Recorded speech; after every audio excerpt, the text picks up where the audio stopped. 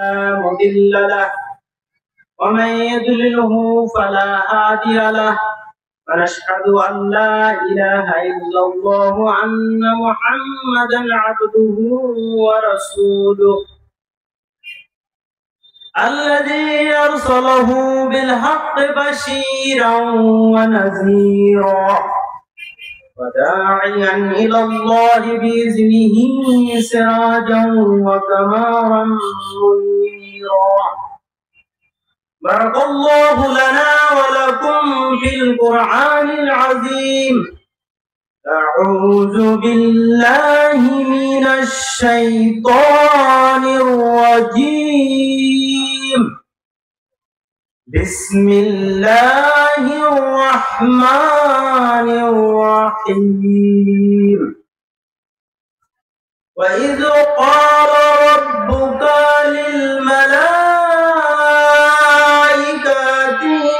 إني جاعل في الأرض خليفة. الحمد لله, আমরা সেই মহান রব্বুল আলামিনের প্রশংসা আদায় করতেছি যে যেখান থেকে শুনছেন এবং দেখছেন। আল্লাহ রাব্বুল আলামিনের অশেষ মেহেরবানি, মহান রব্বুল আলামিন এশার নামাজ বাদে আমাদের এইরকম একটু পরিবেশে আল্লাহ রাব্বুল আলামিনের কথা শোনার এবং বলার, দেখার এবং শোনার তৌফিক দিয়েছেন। এই জন্য যে যেখান থেকে শুনছেন এবং দেখছেন সেই মহান রব্বুল আলামিনের শুকরিয়া আদায় করতেছি। সকলে বলছে আলহামদুলিল্লাহ। মানবতার মুক্তির দূত, আমার আপনার নেতা রাহমাতাল লিল আলামিন হযরত মুহাম্মদ মুস্তাফা সাল্লাল্লাহু আলাইহি ওয়াসাল্লামের প্রতি দরুদ ও সালাম বর্ষিত হোক। সকলে বলতে সাল্লাল্লাহু আলাইহি ওয়াসাল্লাম।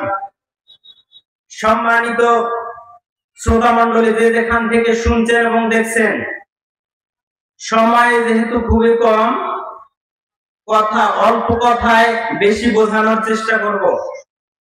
আল্লাহ রাব্বুল আলামিন আমাদেরকে আজকে এরকম একটা মাহফিলের আয়োজন করার, শোনার এবং বলার তৌফিক দিয়েছেন। এজন্য আরো একবার আমরা শুকরিয়া আদায় করি। সকলে বলছে আলহামদুলিল্লাহ। সম্মানিত শুধু সাধারণত এরকম মাহফিলে আমি কথা বললে আগে মাহফিলের গুরুত্ব নিয়ে একটা হাদিস আমার সবসময় বলার ইচ্ছে করে এবং বলি। সেটা হলো আজকের এই মাহফিলটার গুরুত্ব। এই মাহফিলে না এসে যারা আশেপাশে ঘুরে বেড়াচ্ছি, অন্য কাজে ব্যস্ত আছি, আমি তাদের উদ্দেশ্য করে এই হাদিসটা আমি আলোচনা করি। সম্মানিত উপস্থিতি, রাসূল করিম সাল্লাল্লাহু আলাইহি ওয়াসাল্লামের একটা হাদিস, আল্লাহ রাসূল সাল্লাল্লাহু আলাইহি ওয়াসাল্লাম ঘোষণা করতেছেন, জনগণ সম্মানিত সুধী আপনারা একটু মনোযোগ দিয়ে শুনবেন। আল্লাহ রাসূল ঘোষণা করতেছেন, যখন কোন জায়গায়, পৃথিবীর জমিনের কোন জায়গায়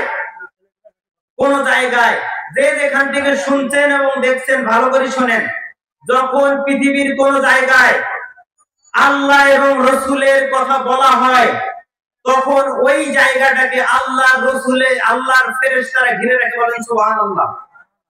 এবং এই মুহূর্তে পৃথিবীতে যতগুলো মিটিং হচ্ছে, সমাবেশ হচ্ছে, যতগুলো মাহফিল হচ্ছে, সবচাইতে দামি মাহফিল, দামি জায়গা হলো এই কোরআনের মাহফিল, বলেন সুবহানাল্লাহ। এবং শুধু তাই নয়, আল্লাহর ফেরেশতারা এই জায়গাটাকে শুধু ঘিরে রাখেন, শুধু তাই নয়, সম্মানিত এলাকাবাসী আমি আপনাদের আকুল আহ্বান জানাই, শুধু তাই নয়, আল্লাহর ফেরেশতারা এই জায়গাটাকে ঘিরে রাখতে রাখে একটার পর একটা ফেরেশতা দাঁড়াতে দাঁড়াতে আল্লাহর আরশ পর্যন্ত পৌঁছে যায়, বলেন সুবহানাল্লাহ। শুধু তাই, আরশ পর্যন্ত ফেরেশতা পৌঁছে যায়, এই শেষ নয়। সম্মানিত এলাকাবাসী আমি আপনাদের বলতে, আজকে আপনারা কত বড় ভাগ্যবান। এই ব্যক্তিরা ভাগ্যবান হবে যারা এই মাহফিলে আসতে পারবে।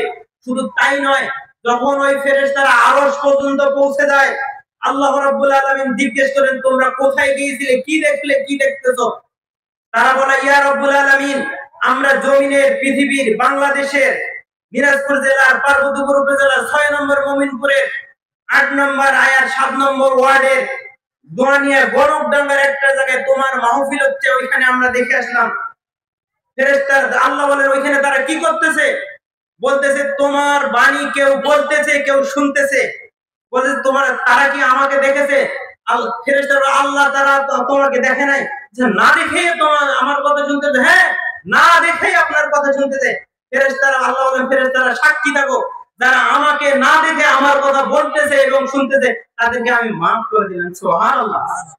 এবং শুধু তাই নয়, আল্লাহ রাব্বুল আলামিন স্বয়ং তার নিকটবর্তী যারা সম্মানিত ফেরেশতারা আছে, সাধারণ কোনো ফেরেশতা নয়, তার নিকটবর্তী যারা সম্মানিত ফেরেশতা আছে সেই ফেরেশতাদেরকে নিয়ে আলোচনা, দেখো এই বান্দারা আমার নবীর কত পরে তারা এসেছে, তারা আমাকে দেখে নাই, শুধুমাত্র আমার কথা শুনে আমাকে নিয়ে আলোচনা করতেছে, তোমরা সাক্ষী দেখো, এই মানুষগুলোকে মাফ করে দিলাম। সুবহানাল্লাহ।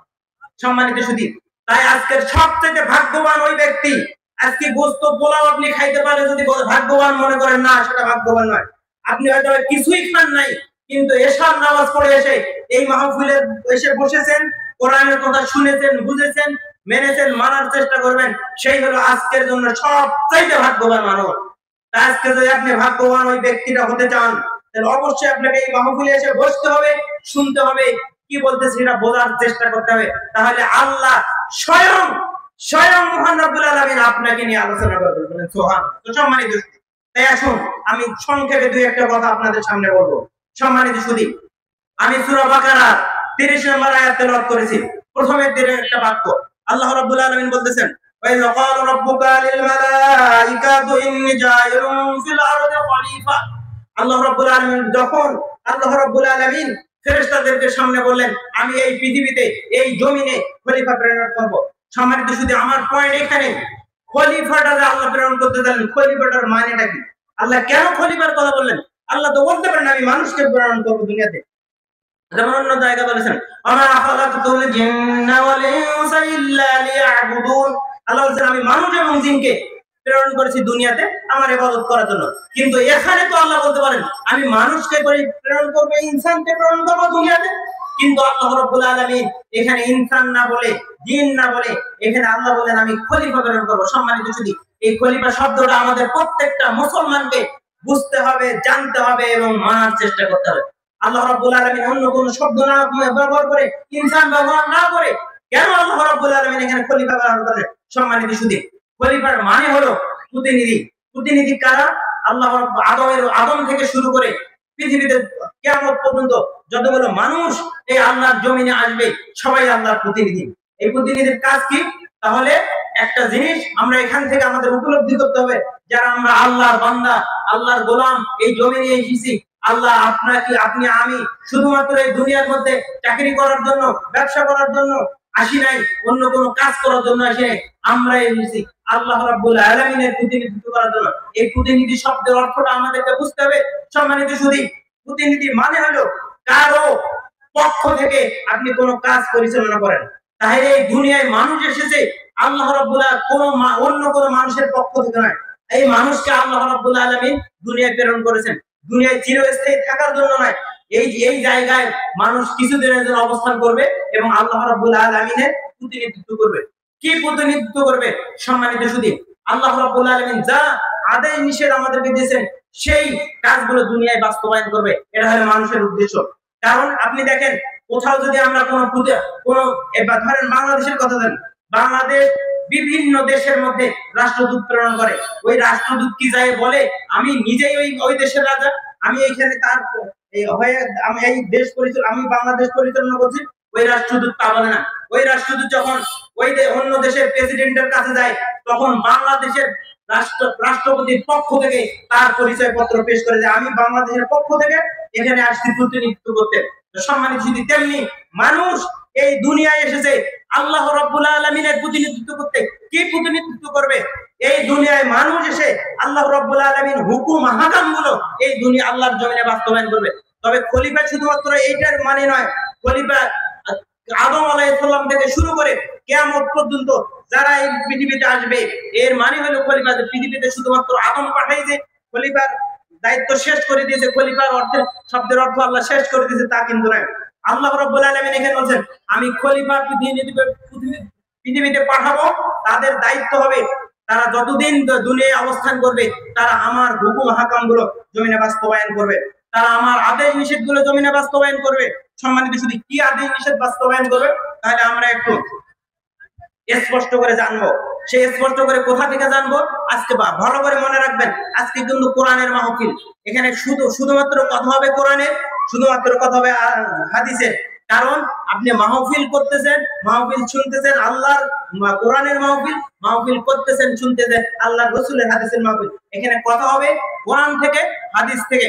তাহলে আল্লাহ রাব্বুল আলামিন আমাদেরকে যে প্রতিনিধি হিসেবে পাঠিয়েছেন, কিসের প্রতিনিধিত্ব করার জন্য পাঠিয়েছেন? আল্লাহর হুকুম হাকাম গুলো আল্লাহর এই জমিনে বাস্তবায়ন করার জন্য, তার নির্দেশনা মোতাবেক এই জমিনে যাতে মানুষ চলবে, আমরা চলবো, সেই নির্দেশনাগুলো বাস্তবায়ন করার জন্য আল্লাহ রাব্বুল আলামিন এই দুনিয়া পাঠিয়েছেন। কি কি নির্দেশনা আল্লাহ রাব্বুল আলামিনের জমিনে তারা এসে বাস্তবায়ন করবে? আল্লাহ একদম সরাসরি সূরা হজের 41 নম্বর আয়াতে আল্লাহ রাব্বুল আলামিন স্পষ্ট করে বলে দেন, আল্লাযীনা ইম্মাক্কানাহুম ফিল আরদ আকামুস সালাতা ওয়া আতুজ যাকাতা ওয়া আমারু বিল মারুফ ওয়া নাহাউ আনিল মুনকার ওয়ালিল্লাহিল আকিবাতুল উমুর।